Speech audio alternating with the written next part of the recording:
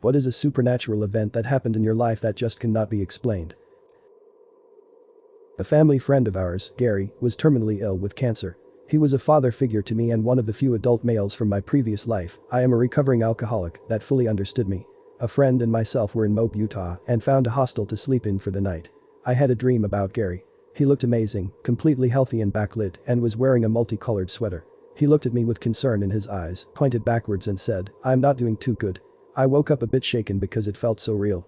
I told my girlfriend about the dream and she asked if I needed to call my mom to see how he was doing. I told her that it wasn't necessary because I knew they would call me if Gary passed.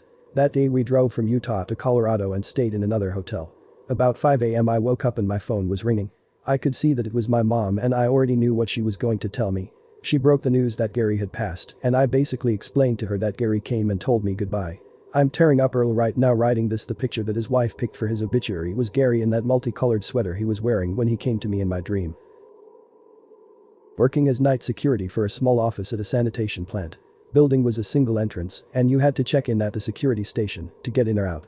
A worker shows up and checks in saying he needs to take care of a few things and grab some stuff. So I check in his ID and flip a few lights for him, then go back about my business. Fast forward a few hours and my shift is about to end. I still haven't seen the guy come back. So I go patrol the building to find him and literally can't find him anywhere. He's not in any of the areas I turned lights on for him, no other lights are on, and he's not in any other rooms. I stop by security to see if we just missed each other and he's trying to leave, but nobody is there. I do a second patrol and still no signs. At this point I went to check cameras to see where he went, but he's not on a single camera except the one covering the entrance and security station. He turns down a hallway and never shows up on the next camera down said hall.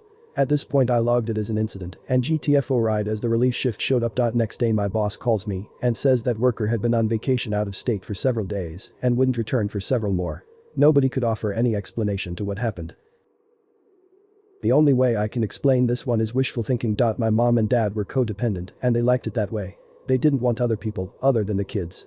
They were completely happy to be just wrapped up in each other. My dad died the day before his birthday in a hospice center. Afterwards, it was like he was still home. His touch lamp beside his recliner would go on by itself. The recliner would rock like someone was getting in it. And sometimes, my mom or my sister would hear my dad saying, "Honey, fix me a cold drink."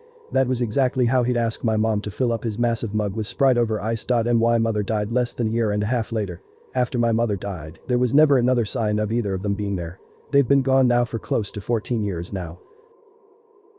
When I was a kid, about 10 to 12-ish, I was carrying a load of laundry upstairs home alone while mom was out doing errands. We have this weird carpet runner over our hardwood stairs that's only really attached at the top of the flight, but otherwise not fitted or secured to each individual stair, so naturally I step on an air bubble of carpet with my vision obscured by the laundry and fold backwards, while bear hugging a bunch of blankets. I specifically remember thinking, "Welp, guess I'm about to die," while almost airborne, with just my big toe left on the carpet when I felt two hands, one on either side of my shoulder blades, give me a firm shove that launched me back up on the step and diagonally against the stair rail. I assumed mom somehow silently came back early without announcing herself and turned around to thank her while still clinging to the railing, but no one was there. I scurried upstairs to put my things down while calling her name and walked the house afterwards to check if any doors were unlocked or if her car was there. I finally resorted to calling her cell where she told me she was hitting up a few more stores. It still feels like there's a presence on that stairwell, like someone's watching, but in a protective way rather than sinisterly. Thanks for all the awards. I'll have to holler to the stairway ghost and let it know the internet loves it. Woke up one in the middle of the night to a man standing next to the bed staring at my so. He was slightly translucent and I figured it was just another sleep paralysis episode, had them before so knew the drill, and rolled over and went to go back to sleep. Normally being able to move isn't part of sleep paralysis and immediately my heart began to race as I realized I need to roll over and check what I saw.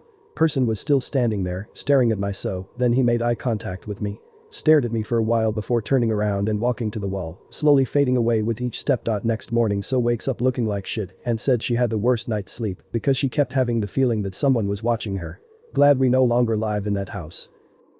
I had a dream once about my high school best friend who had moved out of state and started a family. I hadn't seen her or spoken to her in at least 10 years and had never met her child except seeing pictures posts on Facebook and commenting on them. In my dream I was walking down a street at night and out of nowhere her little girl appears next to me and I asked her, "Where is your mama? Why are you by yourself?" I remember her taking me to some bushes near a random house on the street and finding my friend in bad shape, beaten up or something, on the ground, and I remember running to the door of the random house screaming for help and to call the police. This is all I can recall from a dream, but I think there may have been a little more. The next day, I wake up and think to myself, man, that was weird. Maybe I dreamt of her because we had just spoken a little in comments of a Facebook post. I should send her a message. I go on about my day, go to work, get home later that day and sit on my couch and scroll through Facebook. Bam. 1000 posts, rest in peace, etc. All of them tagged my friend and her daughter. I thought what in the actual FCK. At that point there was no information as to what had happened, so I thought it must have been a car accident or something. Over the course of the next few weeks to months, more out and it was not an accident. My friend and her sweet baby had been murdered by some animal. I won't refer to them as a person. This happened about 5 years ago. I still remember the main parts of the dream vividly. I still am a little horrified that I had this dream that night. When it was happening possibly. I haven't been able to tell anyone else about it either because just thinking about it gives me chills. Many years ago, my parents had separated and my father was planning on taking a trip across the country to California. He was pretty excited about it. I talked to him the day before he's leaving, wish him well and tell him I'll talk to him after he gets to California. The day of his trip, he calls me and tells me he decided last minute not to go. Refuses to really get into why. Just says he changed his mind. Seemed really odd for something that he had been planning for a couple months. That night I'm sitting at my girlfriend's house and we're watching the news and they report that US Air Flight 1493, the flight my dad was supposed to be on, collided with another aircraft while landing in Los Angeles. About 25% of the people on the flight were killed. Hard to know how my dad would have made out because it really depended on where you were sitting, front versus back of the plane. It was several months before he finally told me that night before he was supposed to leave, he had an extremely vivid dream that he died in a fiery plane crash. So vivid that it scared him out of flying that day. My dad is a Marine Corps Vietnam veteran who saw combat. I can only imagine how vivid the dream must have been to scare him out of getting on that plane that morning. Edit. Believe it or not, I've never actually watched Final Destination. Now I have to see it. When I was going to my family's home I got in a SUV going down the road. This was in Bangladesh at the time, and after taking the SUV the next 2 hours would be a highway going down a forest. I was sitting shotgun and along the highway there was an old man walking down the highway. He was hitchhiking and the driver decided to pick him up. He insisted on sitting in my seat and obliged as he was an older man. About an hour down the drive our car collided with a bus and the shotgun seat was mangled up. We all got out and we looked around, but we couldn't find the old man that insisted on taking my seat anywhere. Stories like these are rare, but I didn't believe them. We all know the man sat in my seat and we all saw him. But he was nowhere to be found. Edit. He just vanished. No blood. He was wearing ethnic attire which isn't peculiar around that area.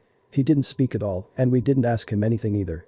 He just said to drop him off at the market ahead, which would be in the town my house was in. One thing that was weird was that he spoke in an oldish Bengali. Like old Bengali that we'd see in poetry from the 1800s. I didn't see it as peculiar cause he seemed like an ascetic. Second edit. I have pics of the collision if you guys were wondering. Third edit. When I said he didn't speak at all I meant during the ride, he didn't say anything other than where he wanted to go and insisting on my seat.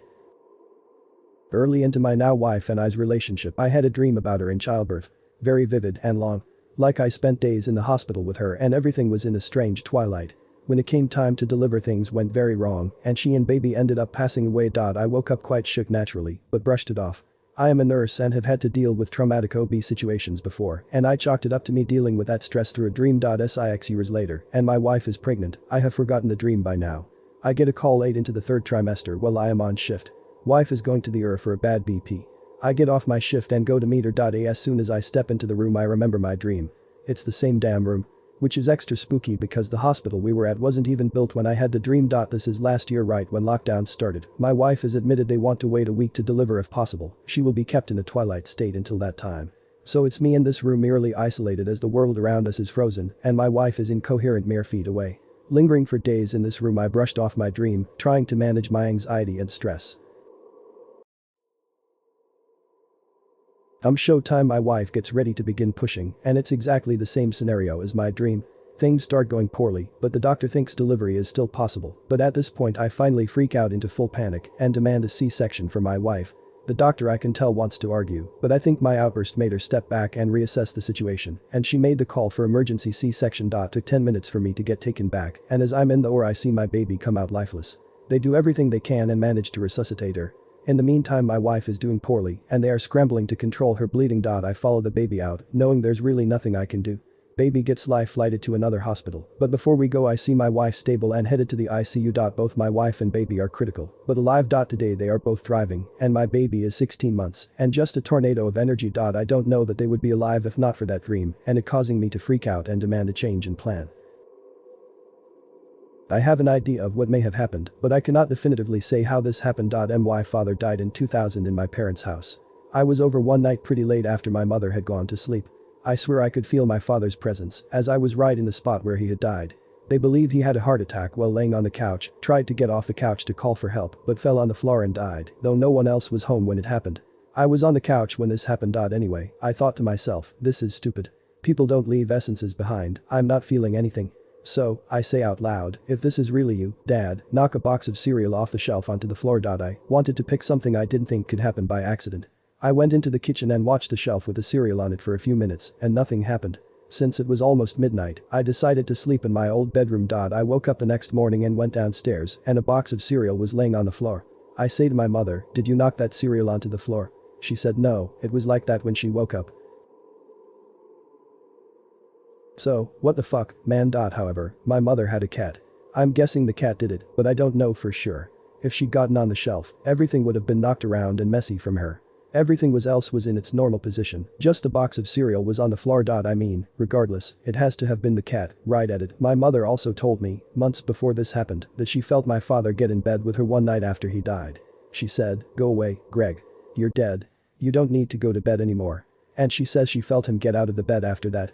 Weird. My mother despised my father by the end of his life, though they remained married. It's not surprising she told him to GTFO. Already posted this a year and a half ago, but I'll go again.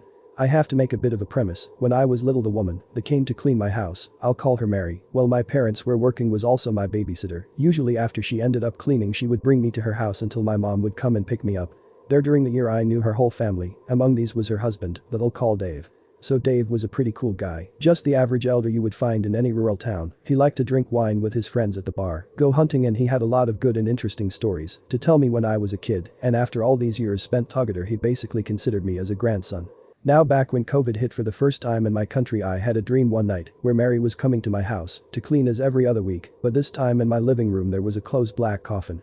When I asked her what was in there, she looked at me and said in a sad tone, Dave is inside there.